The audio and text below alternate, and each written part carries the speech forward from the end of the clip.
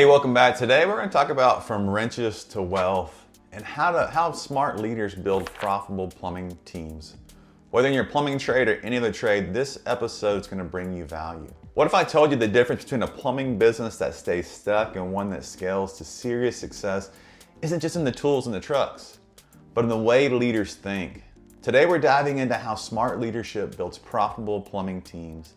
And not just with high fives and hopes, but with intentional growth strategies that impact your people, your processes, and ultimately your profits. Before we dive in, I want to give a shout out to our sponsor here today. I mean, this is something that every business owner has struggled with at one point or the other, and that's just getting paid on time. That's where project to payment comes in. If you're tired of chasing checks or manually managing invoices, this tool is your new best friend. With seamless digital invoicing, automated reminders, and easy payment options, project to payment helps you spend less time stressing over cash flow and more time leading your team. Check them out today because smart businesses don't just grow, they collect. All right, so let's dive into the first topic. Leadership in the trades isn't about control, it's about ownership. Let's kick things off with just diving into leadership a little more, because I'm not just talking about barking orders or being the first one in and the last one out every day. I'm talking about developing ownership across the team. When a technician feels like the work they do matters and that they're trusted to make decisions, they show up differently. Suddenly you got a problem solver instead of a task follower. Just think about your team as we go through this. Here's a simple shift. Instead of telling someone exactly what to do every time, ask them, what do you think the best next step is? Empower their thinking. It builds confidence, and confidence builds leaders. And when you build leaders at every level across your company, guess what else you're building? Capacity. That is how you scale an organization. And speaking of scaling, let's talk about growth for a minute, because leadership without direction is just noise. But when you lead with intention, that's when the business starts to move. The next topic I want to talk about today is business growth follows leadership growth.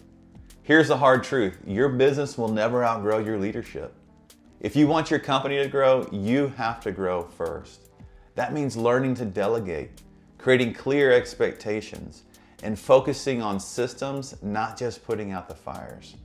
Start by asking yourself, what's one task that you're still doing that someone else on your team could handle? If you're honest with yourself, I know no matter what level, you're gonna find that.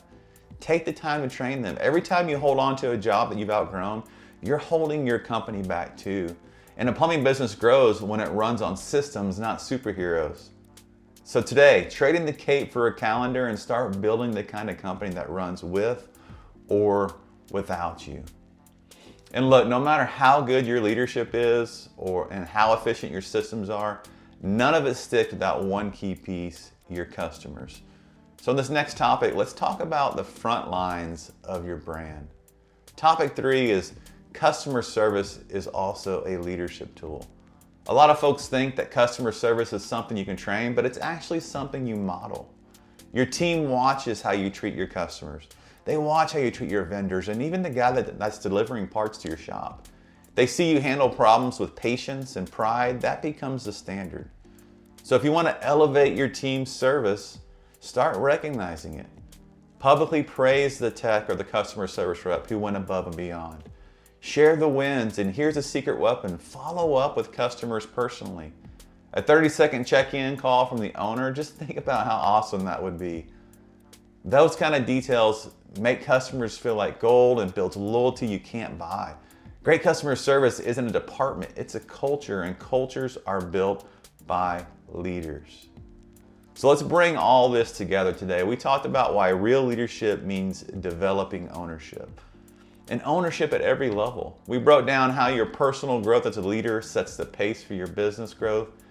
And we also wrapped it up with how great customer service is a leadership that builds loyalty and trust. So in closing, I want to challenge you.